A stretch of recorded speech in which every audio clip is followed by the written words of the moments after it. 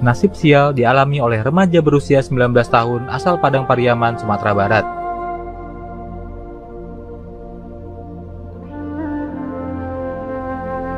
Pria berinisial R itu ditangkap polisi di kediamannya usai mengancam pemimpin Gereja Katolik Dunia, Paus Fransiskus, di media sosial Jumat 6 September 2024. Pria itu mengancam akan menembak Paus Fransiskus saat menjalani lawatannya ke Jakarta pada 3 hingga 6 September.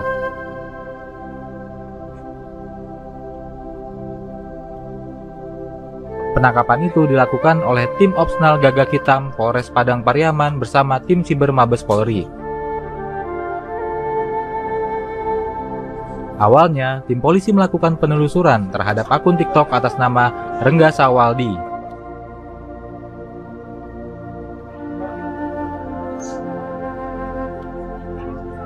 Setelah berkoordinasi dengan Polres Padang Pariaman, lalu melakukan penelusuran dan berujung menangkap pelaku di kediamannya.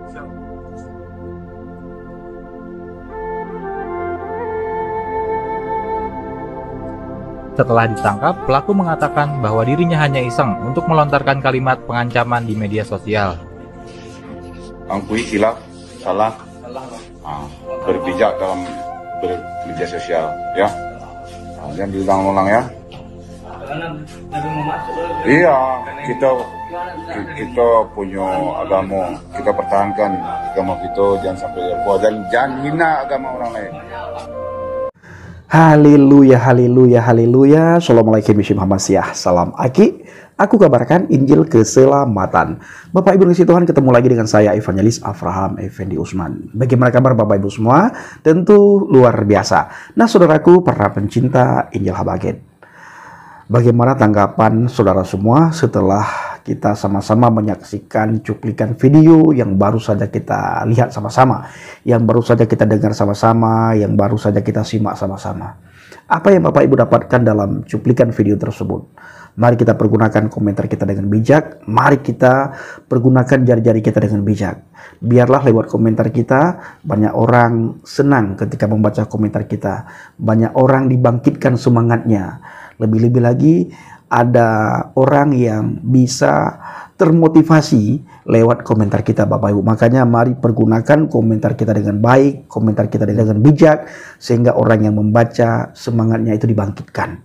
Saudaraku yang kasih Tuhan, kita melihat di cuplikan video tadi, ada seorang pria ya, tangkap usai ancam akan menembak Paus Fransiskus. Nah ini hal yang sangat kita sayangkan. Ada pria yang mengancam menembak Bapak Paus Fransiskus. Ini benar-benar Bapak Ibu satu hal yang sangat kita sayangkan. Kenapa bisa terjadi seperti ini? Bahkan kalau kita melihat pria tersebut itu masih sangat muda sekali. Ditulis di sini ya, saya melihat di artikel, di videonya, itu masih remaja saudaraku. Ya, artinya ini pemuda itu sekitar 18 tahun kah, atau 17 tahun atau 20 tahun. Masih sangat muda sekali. Tapi punya pemikiran seperti itu. Apa yang dia dengar? Sehingga dia punya pikiran seperti itu. Dia punya maksud seperti itu. Punya tujuan seperti itu. Dia punya niat seperti itu Bapak Ibu. Apa yang dia dengar? Dan siapa yang memperdengarkan kepada dia? Apakah ada orang yang mendoktrin dia? Ada sesuatu yang dia baca. Sehingga dia termotivasi untuk melakukan hal-hal di luar kewajaran. Hal-hal di luar jangkauan kita. Ini kan kalau kita lihat Bapak Ibu masih remaja, masih muda. Tapi punya niat, punya pikiran seperti itu. Apakah ada orang yang mendoktrin dia? Dan dia termakan doktrin tersebut? Apakah ada orang yang menghasut dia? Dan dia termakan dengan hasutan tersebut? Atau ada sesuatu yang dia baca sehingga membuat dia harus melakukan seperti itu? Nah ini perlu diselidiki saudaraku. Ya, perlu diselidiki. Nah makanya saudara, sangat penting sekali ditanamkan rasa takut akan Tuhan kepada setiap pemuda-pemudi. Harus ditanamkan. Habis itu harus diajarkan adab budi pekerti, diajarkan akhlak, diajarkan sopan santun, diajarkan bagaimana bisa menghargai antar sesama, Diajarkan bagaimana bisa menghargai orang yang tidak seiman, seagama, seakidah. Diajarkan bagaimana menjadi berkat. Diajarkan bagaimana menjadi terang. Diajarkan bagaimana menjadi anak yang terdidik, anak yang berbakti, anak yang bisa membuat orang lain itu senang ketika melihat orang tersebut. Ini justru terjadi kebalikan daripada apa yang menjadi harapan kita. Masih muda, masih remaja, tapi punya niat yang sangat luar biasa. Ini seperti niat teroris, Bapak Ibu. Ini bahaya sekali ya. Nah, saya tidak tahu apa yang dia dengar dan apa yang dia baca dan siapa yang mendoktrin anak muda tersebut. Nah, ini perlu diselidiki, saudaraku. Ya, sangat kita sayangkan di umur yang masih belia, ya, di umur yang masih muda, punya niat seperti itu. Dan sekarang kita melihat tadi, mendengar tadi, ditangkap, saudara ya. Nah, bahaya main medsos tanpa adab. Nah, ditulis di situ nasi udah jadi bubur. Nah, bravo Densus. Pria ditangkap usai ancam akan menembak Bapak Paus Fransiskus. Nah, ini luar biasa bahayanya, saudaraku. Kita sangat menyayangkan hal itu terjadi. Nah, Bapak Ibu yang kasih Tuhan, para pencinta Injil Habaget, saya mengucapkan terima kasih kepada saudara semua yang sudah mendukung pelayanan Habaget, baik melalui doa, dana, motivasi maupun support saudara semuanya. Lebih-lebih lagi saudara yang mendukung, yang mensupport, yang mendoakan, yang membawa ke dalam doa syafaat pelayanan yang sedang kita lakukan di Sumatera. Dan saya masih pelayanan di daerah Sumatera. Dan hari ini Bapak Ibu, puji Tuhan, hari yang begitu melelahkan. Banyak sekali kegiatan kita sepanjang hari ini. Dan sekarang saya istirahat. Nanti selesai maghrib ya, ada kegiatan, kita bertemu dengan beberapa orang untuk kita kuatkan, untuk kita berikan motivasi yang baik, untuk kita ajari, kita didik ya, supaya orang-orang yang baru bertobat ini punya pendirian yang teguh di dalam Tuhan, punya pendirian yang kokoh di dalam Tuhan, punya semangat yang luar biasa di dalam Tuhan, dan bagaimana menjadi saksinya Tuhan, saksinya Kristus, bagaimana menjadi pengikut Kristus yang baik, bagaimana menjadi penginjil, dan bagaimana cara melakukan penginjilan dengan baik tanpa menyinggung perasaan orang lain, tanpa menyinggung agama, iman, kepercayaan yang tidak seiman, seakidah dengan kita. Nah, ini kita ajarkan, dan nanti Bapak Ibu kita bertemu dengan beberapa orang yang baru bertobat. Nah, nanti ketemunya jam 7:30. Bapak Ibu bawa dalam doa syafaat agar pelayanan kita berbuah lebat, pelayanan kita berbuah manis. Nah, saudaraku yang dikasihi Tuhan, di dalam 1 Korintus 15 ayat 58. Karena itu, saudara-saudaraku yang kekasih.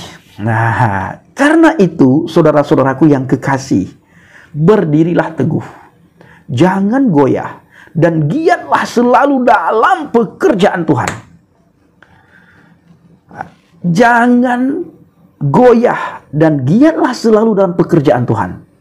Nah, kalau kita melihat hari-hari ini Bapak Ibu, kita lihat keadaan dunia ini, kita melihat keadaan di sekeliling kita, ini sepertinya detik-detik kedatangan Tuhan yang kedua kali sudah semakin dekat. Detik-detik kedatangan Yesus Kristus sudah semakin nyata, Bapak Ibu. Sudah semakin nyata. Kita jangan kalah dengan kuasa kegelapan.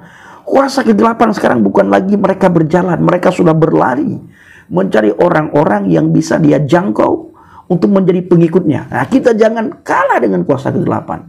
Kalau mereka berjalan, kita berlari. Kalau mereka berlari, kita harus tingkatkan kecepatan kita. Jangan sampai kita kalah dengan dia. Bekerja sungguh-sungguh di dalam Tuhan. Cari jiwa.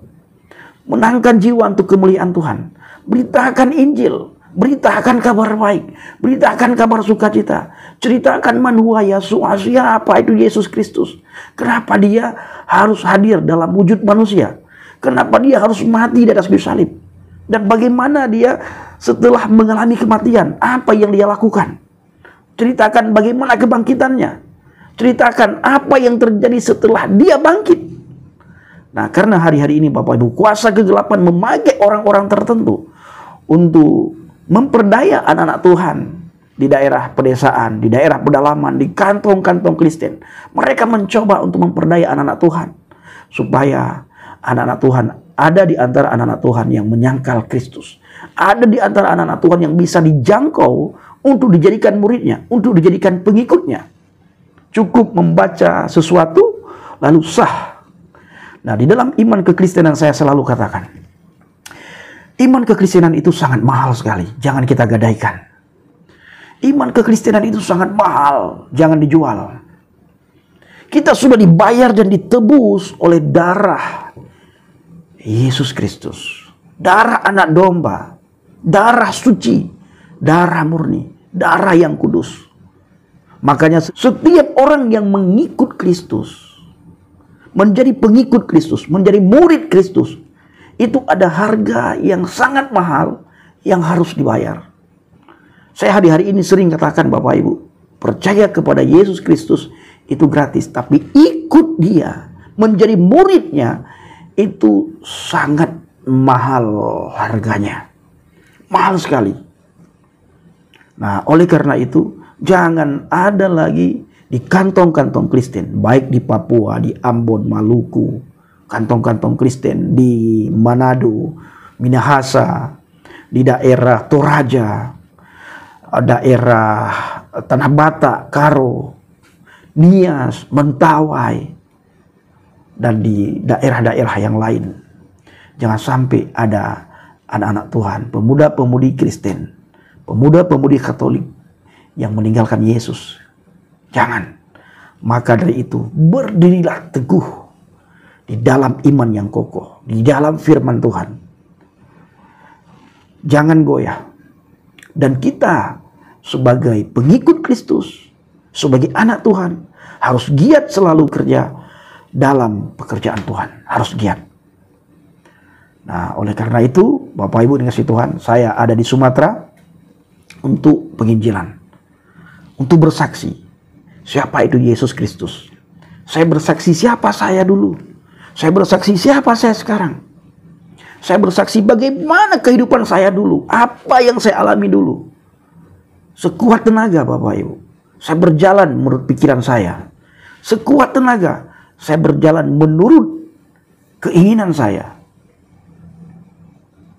Nah, tetapi ketika saya percaya kepada Yesus, hidup saya diubahkan. Ada satu pengalaman yang luar biasa yang saya rasakan ketika saya menjadi pengikut Kristus, ketika saya menjadi murid Kristus, Bapak Ibu. Nah, saya selalu bersaksi. Nah, kenapa saya percaya kepada Yesus? Ayat apa yang membuat saya percaya kepada Yesus?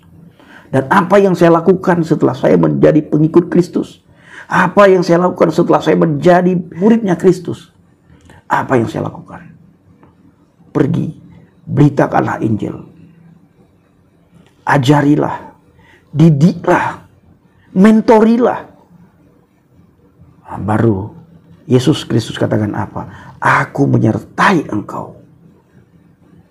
Nah, makanya Bapak Ibu, penginjil itu akan disertai oleh Tuhan secara luar biasa ketika melakukan, ketika mendidik orang-orang yang sudah diinjili, ketika mementori orang-orang yang sudah diinjili. Nah, maka kita akan melihat, merasakan kuasa Tuhan secara luar biasa. Kita akan melihat, merasakan penyertaan Tuhan secara luar biasa, saudaraku.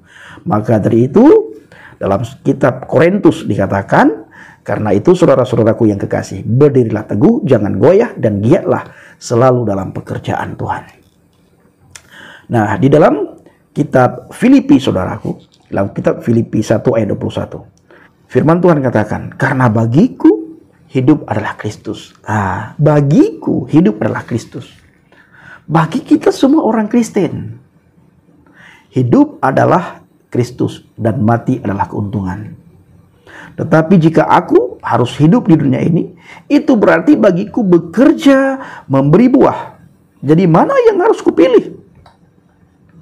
Mana yang harus kita pilih, Bapak Ibu? Ya, mana yang harus kita pilih?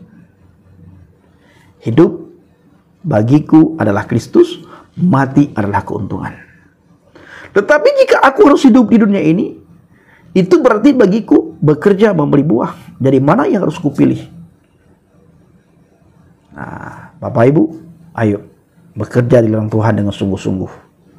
Lihat keadaan sekitar kita bagaimana. Sudah tidak ada lagi waktu bagi kita untuk bercanda gurau, Bapak Ibu.